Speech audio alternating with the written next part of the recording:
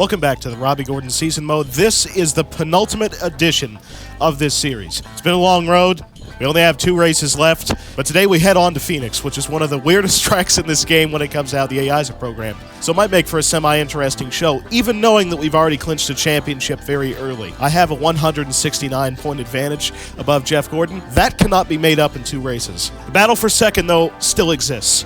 Jeff Gordon set second, and then his teammates Earnhardt Jr. and Jimmy Johnson set third and fourth. Brad Keselowski sets fifth, Greg Biffle in 6th position, Dennis in 7th, Martin Truex Jr. in 8th, Carl Edwards in 9th, Marcos in 10th. I'd love to see him close this season with a top 10 in points. McMurray in 11th, and finally Matt Kenseth with such a good regular season.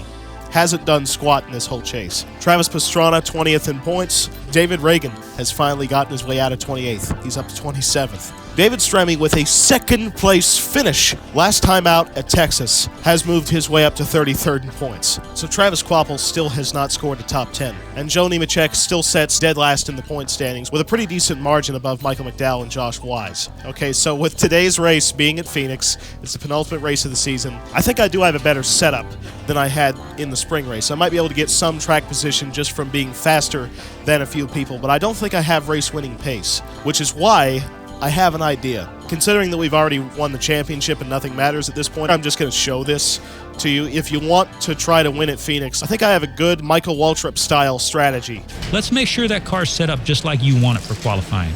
Get out on the track and see what you think. So if you recall the setup that I ran in the spring, I have modified it just a little bit. More air pressure in all 4 tires so that I don't melt them quite as fast. And I also took some grill tape off the front end because I was destroying the engine in the spring race. So it's probably not the fastest car, but it's at least better to get me to the finish without running the risk of wrecking because of a flat tire or just destroying the engine outright. The car's looking good. You just need to go out there and put in a good, solid performance. I have no idea what to expect for this lap. We're going to be completing total garbage for the second lap, I can tell you that, but first lap here, I've gotten more experience with how this game handles, and considering that the setup's a little better, I might have a decent chance at a top 20 starting position, but I'll have to see what I'm made of. Hey, today's the day, man. Let's show them boys what we got. This car drives off the right rear, much like my NASCAR Heat 5 setup that I used to bring to Phoenix, which would just melt the right rear if you ran it hard.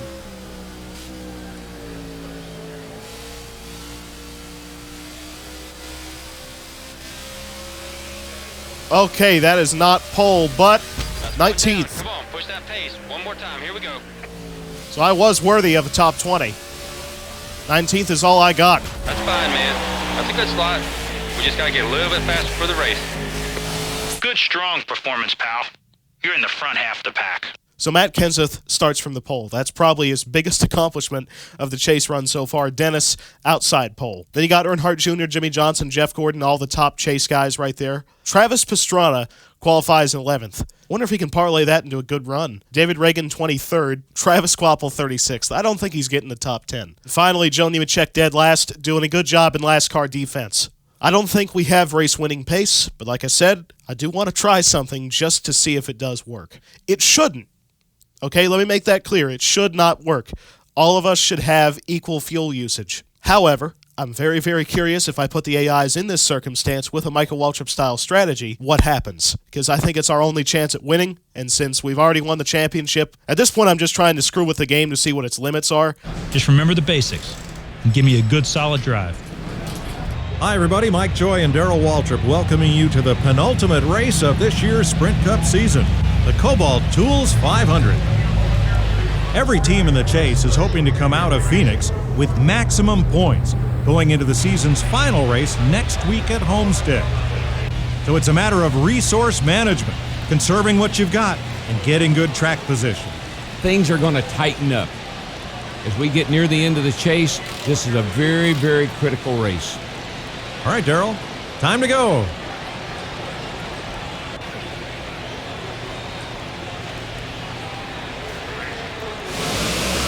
Boogity, boogity, boogity! Let's go racing in the desert, boys and girls! Look, man, nothing over the top today. We got a great car, great driver, and a great pit crew. Okay, so my biggest concern is right rear tire wear. So I'm going to have to baby this car back on acceleration, because if I jumped on it, I'd probably just loop it.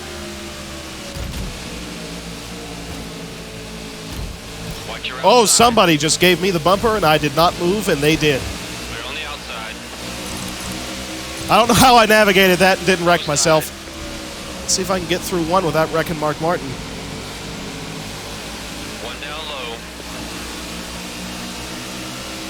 Car inside. Okay, this race I can already tell you is going to take a lot of focus. Inside. Inside's clear. Oh, man. He's coming Because on the I have inside. to Got a car see how low. good the AIs get back to the throttle through 3 and 4? Oh, man, keep that They can, momentum. like, Keep mat that it momentum. halfway through the center. But then in 1, they don't get very deep in. Outside. He's coming high. I'd take the access road if I could. Back. Put it on the high side. 3 wide. Okay, I just, yeah. Stay up. I just don't want to wreck. That's the goal. Inside you. 3 wide. 3 wide. You're in the middle. Oh, yeah.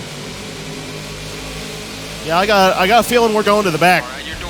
Down low. Because I'm going to need this field to spread out a little bit. One up top. One inside. Okay, at least David Stremme backed off and let me have the bottom. Okay, so 3 and 4, that's a trouble zone for me because the AIs are so good through there. 1 and 2, though, I can roll pretty solid unless I start slipping the right rear on exit. Yeah, I'm taking the full apron. Yeah, I really have to park this car on the inside line through 3 and 4, though, so I don't just get ran over. Car outside you.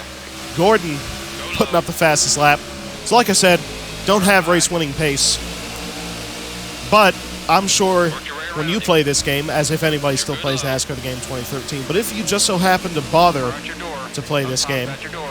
and you want to win at Phoenix, He's coming on the outside. and your car sucks about as bad as mine, Okay, I'm going to teach you how.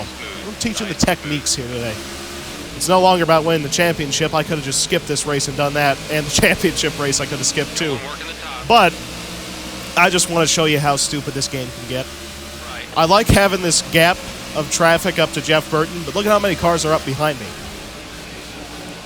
Check your inside. Yep, that's sliding the right rear big. That's getting back to the throttle with too much confidence, too early and too hard. And as these tires fall off, that's going to get worse. So look at the AIs just Car approaching pick that low. throttle up. Looking inside. And you see, I tried to do something similar, and I almost wrecked myself. They really got their cars hooked up really, really good in the center. I couldn't even dream of that. The fact that the field is starting to spread out pretty good is a pretty big benefit to me. One thing I can say about Phoenix is it's the most realistic of any of the tracks in the game where the AIs aren't too easy. And it's not really like Bristol where the AIs are way too difficult. It's more of a balance, and when you take into account the fact that I'm driving as Robby Gordon, 21st position would actually be a bit of a miracle. So this is pretty much the most realistic of a race you'll see all season. Until we get to about lap 25. That's when I've got the Michael Waltrip strategy planned. I am reeling in Jeff Burton, though. I'm kind of surprised by that. Little bit of a bumper to Burton. The biggest problem with me is how do you pass? I've found the most success in just laying the bumper to somebody in 1. 3 and 4, I can't do it because the AIs get back to the throttle so soon, as evident by that. But if I can get to the bumper in 1, and I can put it to him, that typically works. Looking That low. time it didn't. Keep the momentum. That's because I almost wrecked myself. Car inside, trying to get to your corner. He's coming low. Car inside at your door. It's always pretty nerve-wracking Clear low. when you're up on the outside through 3 and 4.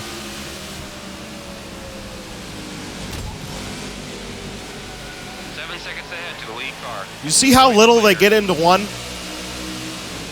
Remember, it doesn't matter where I'm running, Car down low. so long as we can get to lap 25.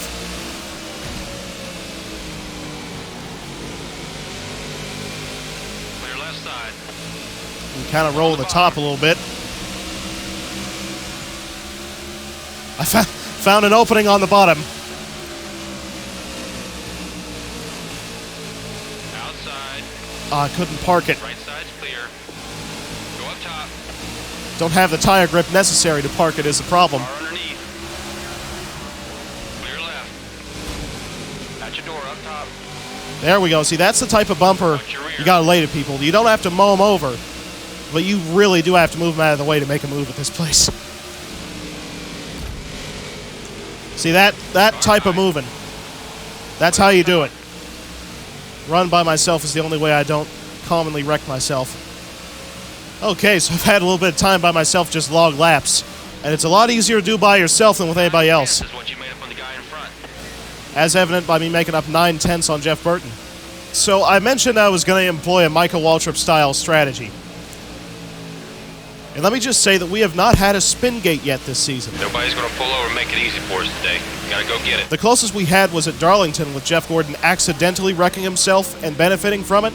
Let me show you how loose this car is. Yellow flag, yellow flag.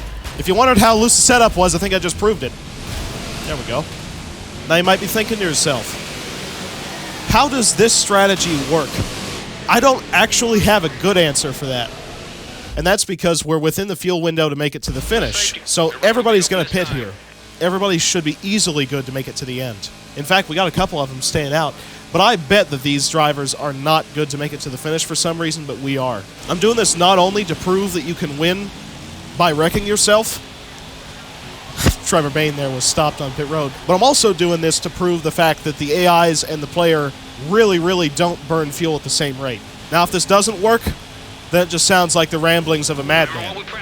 But if it does work, that means I figured out an exploit, and that's why I wanted to show this.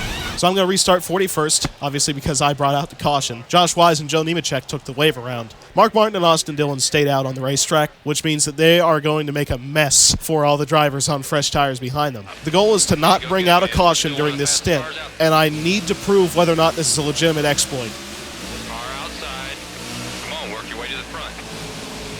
Okay, so the goal here is to not destroy the right rear tire, because I could easily do that. But I am going to try to run hard for the first couple of laps. Outside. Coming on the high side. Because I can pretty easily make my way past drivers like Scott Speed and Travis Quapple and these guys. But once I get up to about 25th, I'm going to probably back the pace down. Really laid the bumper to Rudeman.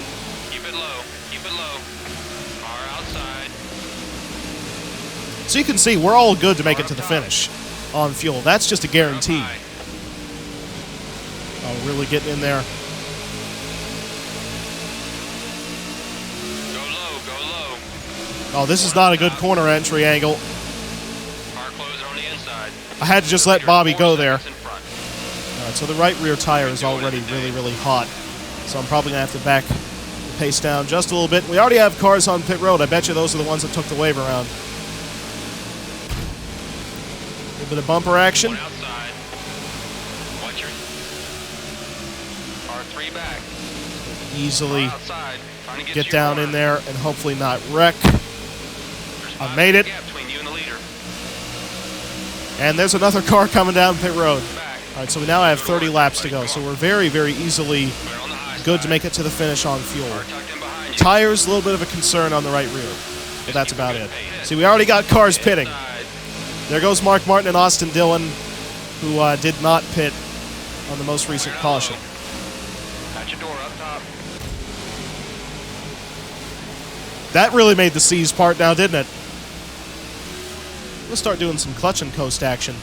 Try not only save the right rear by backing the pace down doing that, but also saving fuel just in case I need to. So just in case you hate Phoenix in this game as much as I do, this is a strategy that I don't think can be bested unless a caution comes out. Probably the Bonnie pits, and I think everybody else is going to have to too. Regardless, doing this is going to give us track position, even if somebody stays out and wins the race. This particular spin gate strategy does give you a reward at the very least. It maybe doesn't allow you to win every time, but you'll get track position out of it. And again, if I can make it to the finish, why can't the AIs? That's my biggest problem with it, because it really does mean that the player and the AI cars burn fuel at different rates.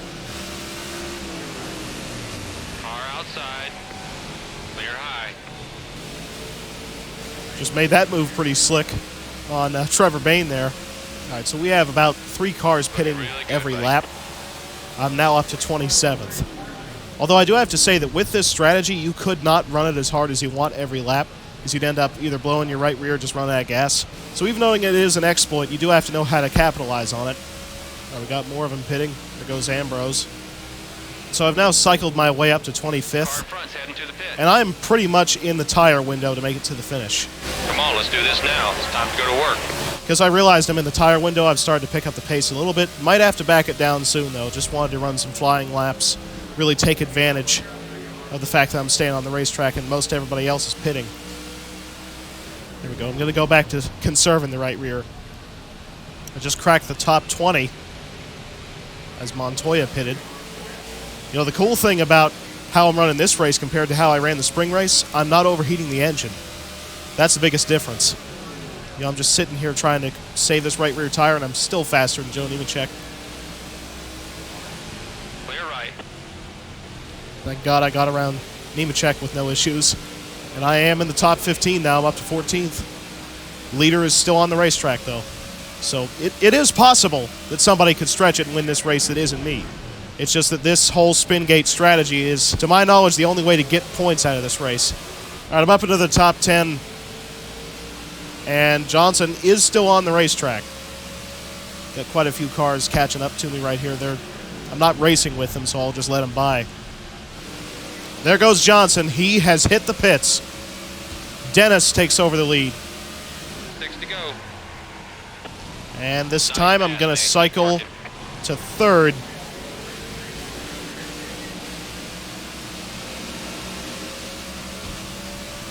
Oh, geez, there's Jeff Gordon. I think I took the wrong line here. Yeah, I'm just going to let him by. I know he's really fast. I should not even be in front of him. Dennis is in the pits. So right here, I am going to cycle to the lead. This is a super cheaty way to do this, but I just wanted you to know it's an option. It's really fitting of our season, though. We've bent rules upside down, backwards, forwards, every which way. This just takes it to the limit. 4 to go. There's Dennis. You know what's actually most impressive? The AIs didn't bring out any cautions. Because remember, this strategy would not work if a caution would have came out during this whole cycle. In fact, they could still bring out a caution and it just wouldn't work. There's so many circumstances that need to go your way for this to actually go the way you want. But now we have 2 laps left and a 24-second advantage. White flag, race official. Come on, Victor Lane, buddy. You know what? Screw it. I'm not even going to save the right rear on this lap, because I saved enough to where I'm good to go. Just going to light up that right rear. Couldn't get to the back bumper of Dennis. Thought I could make that funny. Anyway, here we come. Stupidest win ever. But I wanted to let you know you could do it this way. Woohoo! Great job, man. Great job. Nice finish, buddy. Total team effort today. Great job. We'll see you in Victor Lane. I've cheated them. I've cheated every single one of them, and they didn't know how to deal with it. I don't even think it's fair to give a celebration for this, but I don't think anything's going to stop me from doing it. Seriously, how can I make it to the finish and none of the AIs can? Either way, that's the 34th win on the season, and I just blew the right rear finally. Shows you how close I was on that. But yeah, that's a very illegitimate way to win, but it is an option, and it was the only way we were going to win here, so I had to do something. And there's a victory lap. You're the man. And I just pitted. Didn't realize that was going to pit me. Okay then, probably the worst win of the season, most unpopular as well. So we're checking off all the boxes. Number 1. That was a great drive and an awesome performance. I think you might have learned something from this race, that if you suck at Phoenix as bad as I do, wreck yourself on lap 25. Or somebody else. Just get a caution. It's not like it matters anyway. We'd already won the championship. Jimmy Johnson second. Jeff Gordon playing good defense for second in points, finishing third. Matt Kenseth fourth. David Reagan gets fifth. Listen, you can hate the spin gate all you want. That's at least magical. Marcos in sixth. That's also great for his run in the chase. David Stremme in 11th. He is starting to just click off these top 15s. Dale Jr. 13th. Travis Pastrana did not capitalize on his good qualifying run. He finishes down in 25th. Travis Kvapil definitely didn't finish in the top 10. Finally, Joe Nemechek dead last. I think he's pretty much got NASCAR wrapped up at this point. Alright, so definitively, that was my least legitimate win of the season because I figured out how to completely exploit the AIs into being just massively confused. But it does mark our 34th win of the season, and we now have a 175-point advantage. I really hate running Phoenix in this game and thought about skipping it. Very legitimately thought about it. But I figured it'd just be funnier to show off that you can screw with the AIs this bad. Jeff Gordon sets second in the chase grid, by the way, by 43 points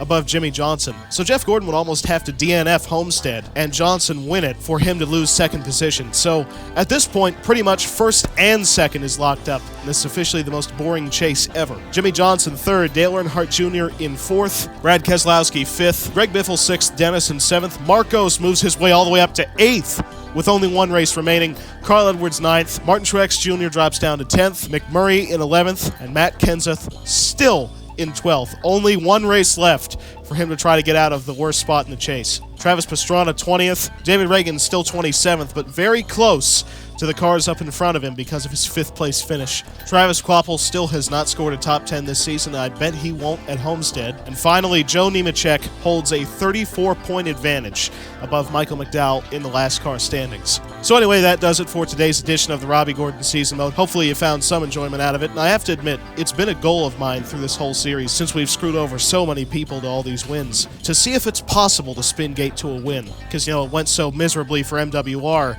in the 2013 season. I wanted to see if you could do it correctly. And I guess you could say we did. Anyway, the next race is Homestead, which is a legitimate race. I'm not going to screw around with that one. Homestead's one of my favorite racetracks. And don't forget to like, comment, and subscribe. I've got a Patreon set up as well. Just one last Robby Gordon Season Mode edition coming up, the championship race at Homestead. So watch out for that, as well as the content coming up at the conclusion of this season.